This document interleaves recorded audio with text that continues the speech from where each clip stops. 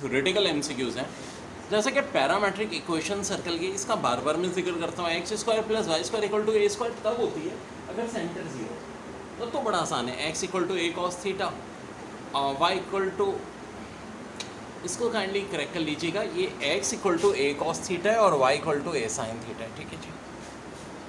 Parabola की हो जाएगी Y square equal to 4ax, अगर इक्वेशन होगी तो पैरामेट्रिक इक्वेशन होगी x equal to a t square y equal to 2at। Ellipse अगर x square upon a square plus y square upon b square equal to 1 है, तो x equal to a cos theta y equal to b sine theta.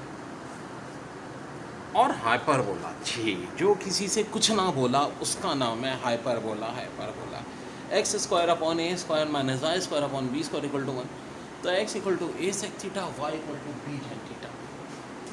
अब देखो ज़्यादातर जो मामलात हैं आगे चल के हमें एक एक करके बता रहा हूँ, पहले इक्वेशन ऑफ टेंजेंट की बात करेंगे हम सबकी, ठीक है जी। जब पॉइंट x1 y1 हो तो पैराबोला की तो देखो बड़ी सिंपल है, ये थ्योरेटिकल एमसीक्यूज आएंगी जी कि पैराबोला की इक्वेशन ऑफ टेंजेंट बताएं y1 equal to 2ax plus x1। Ellipse की और हाइपरबोला का रिजल्ट याद रखो हमेशा बहुत सिमिलर होगा, सिर्फ साइन का चेंज होगा। देखो एलिप्स में क्या है, x1 upon a square plus y1 upon b square equal to 1, और हाइपरबोला में मैंने क्या कहा था, साइन चेंज हो जाएगा, वही बात है, x1 upon a square minus y1 b square equal to 1। Equation of normal अगर होती है तो देखो पैराबोला का तो बिल्कुल अलग मामला होता है, y minus y1 equal to minus y1 2ax minus x1। लेकिन एलिप्स हाइपरबोला की फिर एक जैसी होंगी, याद रखना आसान है, साइन उल्टा होगा।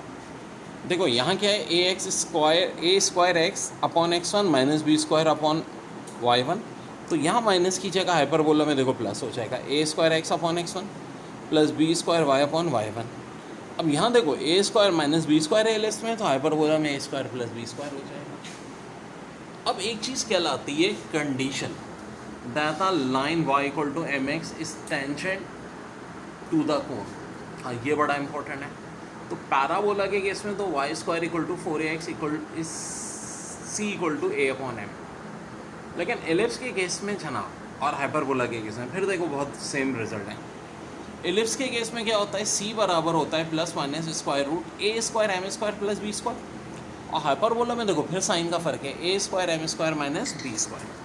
तो थ्योरेटिकल एमसीक्यूज हैं बच्चों जो बहुत इंपॉर्टेंट है इस चैप्टर की। जी बड़ी अहम बात कि जनरल इक्वेशन कॉनिक की होती क्या है, a x square plus 2xy plus b y square plus 2gx plus 2ay plus c equal to 0। अब जो मैं एक बात बोलता हूँ कि सर्कल में पहचान क्या होती है कि एक्स स्क्वायर वाई स्क्वायर का कोफिशिएंट क्या आएगा, सेम आएगा, ठीक है जनाब, तो वो सर्कल हो जाता है। तो आज मैं आपको ये पूरा बताता हूँ, बड़ी अच्छे ट्रिक्स हैं ये। तो पेयर ऑफ स्ट्रेट लाइन, अब देखो इसके अंदर a h g h b f g f c, ये देखें ये सारी वैल्यू। तो थ्योरेटिकल एमसीक्यूज आती है कि पेयर ऑफ स्ट्रेट लाइन कब होगा, जब जनाब ये एक डिटर्मिनेंट जिसके अंदर क्या हो, पहली रो में ए एच जी, दूसरी में एच बी एफ, तीसरी में जी एफ सी, किसके इक्वल हो, 0। और सर्कल कब होगा जनाब, एक तो ए और को बी के इक्वल होना चाहिए, दूसरा h square minus a b less than 0 होना चाहिए, ठीक है जी, h square minus a b less than 0 होना चाहिए। वैसे एक बात अलहदा बात है कि सर्कल की जब हम इक्वेशन देखते हैं तो ये दोनों के कोफिशिएंट का स्क्वायर क्या होता है, सेम होता है, ठीक है। एलिप्स की क्या कंडीशन है, H square minus a b less than 0 होगा, लेकिन ए और बी इक्वल नहीं होंगे, है ना। ये बड़ा तो अहम पॉइंट है ना, सर्कल की इक्वेशन क्या कुछ ऐसी शेप होती है और एलिप्स की ऐसी होती है, ज़ाहिर है बड़ी वाली साइड ए होती है, छोटी वाली बी होती है। तो अगर सर्कल को फैला दो तो एलिप्स बन जाएगा, एलिप्स को गोल कर दो तो सर्कल बन जाएगा। फ़र्क है ये कि ए और बी सर्कल में इक्वल है, एलिप्स में नहीं है। पैराबोला की कंडीशन क्या होगी जी, पहली दोनों कंडीशन चाहे सर्कल हो एलिप्स हो, H square minus a b less than 0 था, अब ये इक्वल टू 0 है तो पैराबोला बन जाएगा। और अगर H square minus a be greater than 0 है तो हाइपरबोला। अब देखो क्या इस पर न्यूमेरिकल आ सकता है, बिल्कुल आ सकता है। आपको कोई ये इक्वेशन दे देंगे, let suppose 3x square plus 4y square, ठीक है जी, प्लस 10xy। अगर 10xy दिया है तो 2h 10x के y के बराबर हो जाएगा। देखो ना यहाँ से भाई एक मिसाल के तौर पे बात कर लेते हैं 3x²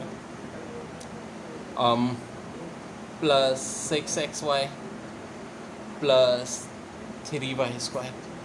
तो ये 2h हो गया 6, a हो गया 3, b हो गया 3। आप कंडीशन देख लीजिए कि ये कंडीशन फॉलो हो रही है नहीं हो रही। इस तरह से आपको इक्वेशन में भी दे सकते हैं। फिर एक और बड़ी बहुत important, centre of general conic.